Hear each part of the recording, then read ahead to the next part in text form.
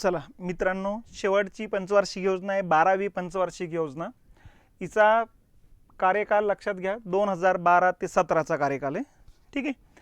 मुख्य भर दिलेला आहे पायाभूत सुविधेचा विकास. आतापर्यंत 10वी आणि 11व्या पंचवार्षिक योजनेमध्ये सामाजिक पायाभूत क्षेत्रावरती भर दिलेला आहे, शिक्षणावर भर दिलेला आहे. ठीक आहे. आता या पंचवार्षिक योजनेमध्ये रस्ते, वीज, पाणी, दळणवळण या क्षेत्रावरती भर देण्याचं निश्चित झालं बघा. तर याला म्हणायचं पायाभूत सुविधा, भौतिक पायाभूत सुविधा. तर भौतिक पायाभूत सुविधेवर भर दिलेली ही पंचवार्षिक योजना होती. प्रतिमान हिचं गांधीवादीच होतं बघा. आणि घोषवाक्य जारी करण्यात आलं होतं, जलद, शाश्वत व अधिक सर्वसमावेशक विकासाकडे वाटचाल. 11वीचं आहे जलद व अधिक समावेशक विकासाकडे वाटचाल. याच्यामध्ये जलद आणि शाश्वत हा शाश्वत शब्द इथं आलेला आहे. आता शाश्वत म्हणजे काय? निरंतर. निरंतर म्हणजे काय? आपला विकास करायचा, परंतु विकास 1-2 वर्षाकरता नाही करायचा. निरंतर म्हणजे सातत्याने विकास करत जायचा. म्हणजे प्रदूषण न करता विकास करणे.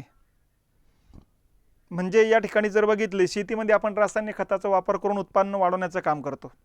आता निरंतर शेतीचा विकास करायचं म्हणजे या ठिकाणी शेतीचं प्रदूषण न करता, म्हणजे रासायनिक खताचा वापर न करता कायमस्वरूपी उत्पन्न वाढेल अशा प्रकारच्या विकासावर भर देणे म्हणजे शाश्वत विकास.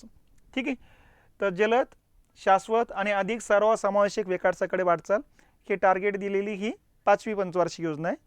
4थी, 7वी, 9वी, 11वी आणि ही 12वी. तर याचं घोषवाक्य 5 पंचवार्षिक योजना ज्यांना घोषवाक्य जारी करण्यात आलेलं आहे. या पंचवार्षिक योजनेचा खर्च होता 80,50,000 कोटी रुपये. ठीक आहे. आणि लक्ष ठेवलं होतं 8%, प्रत्यक्षात साध्य झालं जवळपास 7%. म्हणजे ही सुद्धा पंचवार्षिक योजना अपयशी ठरताना दिसते. अपयशाची घटना काय कारणीभूत ठरलेल्या आहेत तेही लक्षात घेतलं पाहिजे आपण. आता या पंचवार्षिक योजनेमध्ये या ठिकाणी कोणते योजना सुरू करण्यात आल्यात. आता आपण जर बघितलं तर 12 ते 14च्या कालखंडात फारशा काही योजनांचा हा कालखंड नव्हता. निवडणुकीचं धामधूम या कालखंडात होती आणि मनमोहन सिंग सरकारवरती मोठ्या प्रमाणात आरोप झालेत. कॅगनासुद्धा मोठ्या प्रमाणात आरोप केले की मोठ्या प्रमाणात भ्रष्टाचार झाला आहे म्हणून. आणि याचा परिणाम असा झाला की सरकारबद्दल भारतभरात नकारात्मक भावना निर्माण झाली आणि 2014ला या ठिकाणी नरेंद्र मोदी यांचं सरकार स्थानापन्न झालं BJPच्या रूपानं. आणि अशा पद्धतीने मग नवीन सरकार जे 14ला आलं, 14 नंतर मग त्यांनी वेगवेगळ्या विकास कार्यक्रमाला सुरुवात केली. नवीन योजना तयार होईपर्यंत हीच योजना राबवण्यावरती भर दिली, कारण ही योजना 2 वर्षे ऑलरेडी झालेली होती सुरू होऊन. त्यामुळं नवीन योजना तयार करण्याकरता 3 वर्षे लागतातच. तर त्यामुळे ह्या योजनेवरती त्याने कॉन्सन्ट्रेशन केलं आणि त्याच वेळेस पुढच्या नवीन योजना सुरू करण्याकरता 1 जानेवारी 2015ला नीती आयोगाची स्थापना केली आणि त्या नीती आयोगाने 2017 नंतरचे मग अल्प काळासाठीचा, मध्यम काळासाठीचा, दीर्घ काळासाठीचा रोलिंग प्लॅन, सरकती योजना सुरू करण्याचे काम केलेले आहे. मग आता या पंचवार्षिक योजनेमध्ये कोणत्या योजना सुरू झाल्या? तर या सरकार नवीन बदललेल्या सरकारनं अगोदरच्या मेजॉरिटी योजना बंद केल्यात किंवा नवीन स्वरूपात आणल्यात, नवीन नावानं आणल्यात. आणि त्या व्यतिरिक्त सुद्धा बऱ्याच नवीन योजना सुरू करण्यात आलेल्या आहे. आता मोदी सरकारनेच एका ठिकाणी भाषण करताना सांगितलं की आम्ही जवळपास आतापर्यंत 150पेक्षा अधिक योजना सुरू केल्यात म्हणून. मग यावरूनच लक्षात येऊन जाईल की सर्वात जास्त योजना सुरू केलेली आतापर्यंतची सर्वात मोठी पंचवार्षिक योजना कुठली असेल तर 12वी पंचवार्षिक योजना आहे. मग आता या 12व्या पंचवार्षिक योजनेमध्ये कोणत्या प्रमुख योजना सुरू केल्यात त्यातल्या महत्त्वाच्या आपण लक्षात घ्यायच्या. त्यामध्ये पहिली येते प्रधानमंत्री जन धन योजना, 2014ला सुरू करण्यात आलेली. ग्रामीण भागातील गरिबांचं या ठिकाणी बँकेमध्ये खाते उघडणारी योजना आहे. या योजनेचा उद्देश हाच आहे की गरिबांना बँकेपर्यंत आणायचे, नंबर 1. नंबर 2, सरकारच्या योजनांचा जो लाभ आहे डायरेक्ट प्रत्यक्ष गरिबाच्या खात्यावर टाकला तर डायरेक्ट गरिबाला होईल, मध्यस्थ वर्गांच्या हातात पैसा जाणार नाही, भ्रष्टाचार कमी करता यावा, हा त्या पाठीमागचा उद्देश होता बघा. ठीक आहे. आणि त्याचबरोबर त्या खातेदारांना या ठिकाणी विमा संरक्षण देण्याचं काम सुद्धा सरकारने केलेलं आहे. तर अशा प्रकारची योजना आहे. मेक इन इंडिया, भारतातील औद्योगिकीकरण वाढवण्यासाठीची योजना या ठिकाणी ही सुरू करण्यात आलेली. त्याच्यानंतर 2014ला स्वच्छता भारत अभियान, 2002ला संपूर्ण स्वच्छता अभियान सुरू केलं होतं अटल बिहारी वाजपेयींनी. नंतर मनमोहन सिंग सरकारने तो बंद केलेला आहे आणि मग आता मोदी सरकारनं परत तो कार्यक्रम हातात घेतलेला आहे. ठीक आहे. तर स्वच्छता भारत अभियान म्हणतो आपण त्याला. त्याच्यानंतर नॅशनल मेंटल हेल्थ पॉलिसी. आतापर्यंत हेल्थ पॉलिसी होती परंतु त्याच्यामध्ये या ठिकाणी मेंटल हेल्थ जे आहे त्याच्याबद्दल कुठल्याही पॉलिसी धारकाने किंवा कंपनीनं मेंटल हेल्थबद्दल या ठिकाणी विमा सुरू केलेला नव्हता. पहिल्यांदा भारत सरकारनं मग मेंटल हेल्थबद्दलसुद्धा विमा सुरू करण्यात आलेला आहे बघा, आणि त्यामार्फत मानसिक रुग्णांचा खर्च उचलण्याचं काम केलेलं आहे. उडान योजना. आता ही उडान योजना अभियांत्रिकी शिक्षणामध्ये मुलींचा सहभाग वाढवण्यासाठीची योजना आहे. ठीक आहे. मुली या ठिकाणी इंजिनिअरिंगमध्ये जास्तीत जास्त आल्या तर साहजिकच या ठिकाणी देशाच्या विकासाला चांगलं वळण लावता येईल. आता उडान योजना 2 आहेत बघा. नंतर 2017-18ला पण उडान योजना सुरू करण्यात आलेली. भारतभरातील प्रमुख शहरे विमानानं जोडणारी योजना सुरू करण्यात आलेली. ती उडान योजना ती वाहतुकीसाठी आहे, आणि ही उडान योजना महिलांच्या इंजिनिअरिंग किंवा अभियांत्रिकी शिक्षणासाठीची योजना आहे. त्यानंतर 2014लाच पंडित मदन मोहन मालवीय राष्ट्रीय अभियान शिक्षक अभियान आहे. ठीक आहे. शिक्षकांना प्रशिक्षण देणारे हा कार्यक्रम आहे, आणि शिक्षण पद्धतीमध्ये ज्या नवीन टेक्नॉलॉजी आहे त्याचा प्रसार करण्यासाठीचे हे अभियान मानलं जात असतं. 2015ला सुकन्या समृद्धी योजना. मुलींचा बोजा पालकांवरती जो वाढत असतो मानसिकदृष्ट्या, ठीक आहे, की बाबा मुलगी ही परक्या घरचं धन असतं, मुली ही बोजा असते, तर हा बोजा कमी करण्यासाठीच भारत सरकारनं या ठिकाणी सुकन्या समृद्धी योजना म्हणजे 9% दरानं या ठिकाणी मुलीच्या नावावरती जर तुम्ही पोस्टामध्ये या ठिकाणी खातं काढत असाल, रक्कम ठेवत असाल, तर त्याच्यावरती 9% व्याज देण्याची सरकारनं हमी घेतलेली आहे. ठीक आहे. तर ही योजना आहे. त्याच्यानंतर 2015लाच बेटी बचाव बेटी पढाव.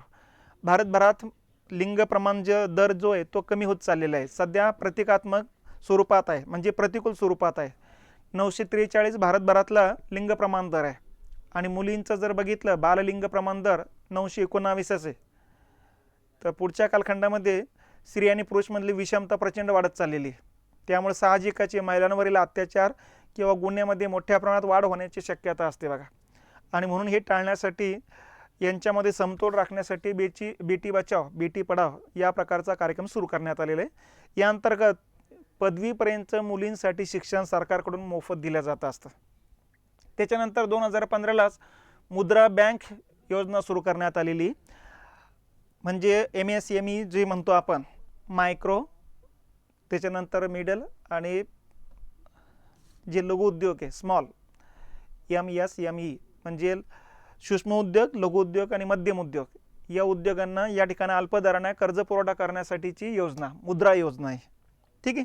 कारण लघु आणि कुटीर उद्योग किंवा मध्यम उद्योग जे आपल्या देशातल्या एकूण रोजगारापैकी 33% रोजगार, निर्यातीमध्ये जवळपास 30% निर्यात या लहान उद्योगाची. पण हे लहान उद्योगाचं ताकद वाढावी याकरता त्यांना अल्पदराने या ठिकाणी लोन दिलं जातं असतं, त्याला म्हणायचं मुद्रा लोन. ठीक आहे. आणि याला म्हणायचे MSME. ठीक आहे. मायक्रो, स्मॉल आणि मीडियम एंटरप्राइजेस, सूक्ष्म, लघु व मध्यम उद्योग, तर यांच्यासाठीची योजना आहे ही. त्याच्यानंतर नमामि गंगा योजना. भारतभरात या ठिकाणी घरात शौचालय निर्माण करण्यासाठीची योजना आहे. हागणदारी मुक्त गाव योजना म्हणून आपण त्याला नमामि गंगा योजना असं नाव देण्यात आलेलं आहे. त्याच्यानंतर सर्वांसाठी घर योजना. ठीक आहे. म्हणजे भारतभरात या ठिकाणी जे काही दारिद्र्याच्या खालील आहे, जे गरीब लोक आहे, यांना मोफत घर बांधून देण्यासाठीचा कार्यक्रम आहे. तर याला म्हणायचं सर्वांसाठी घर योजना. त्याच्यानंतर स्मार्ट सिटी योजना. म्हणजे या ठिकाणी जे काही शहरं आहे, हे शहरं एकदम बोजा असलेले शहरं वाटून ही विकसित शहरं दिसावी म्हणून यांच्यासाठी या ठिकाणी केंद्र सरकारनं विशेष फंड जारी करायला सुरुवात केलेली होती. प्रत्येक महानगरपालिका नगरपालिकेला सांगितलं की जेवढा स्मार्ट सिटी निर्माण करण्यासाठी खर्च लागेल, अर्धा आम्ही टाकू, अर्धा तुम्ही टाकावा. तर केंद्र सरकारनं शहराचा विकास करण्यासाठीची योजना सुरू केली, ज्याला स्मार्ट सिटी योजना असं नाव दिलेलं आहे. Digital India. लक्षात, कम्प्युटरनं या ठिकाणी कम्प्युटर शिक्षणाचा प्रसार व्हावा आणि भारतभरातल्या ग्रामपंचायती वगैरे कम्प्युटरनं जोडता यावं, यासाठीचं ही तांत्रिक शिक्षण देणारी योजना आहे ती. त्याच्यानंतर 2015ला प्रधानमंत्री कौशल्य विकास योजना. आपण अगोदर चर्चा केलेली की सध्या जे उद्योगधंदे वाढत चालले, उद्योगधंद्यासाठी लागणारं कौशल्य या ठिकाणच्या युवकांमध्ये खूप कमी. आपलं सगळं ज्ञान जे पुस्तकी ज्ञान आहे, प्रॅक्टिकल नॉलेज आपल्याला कमी.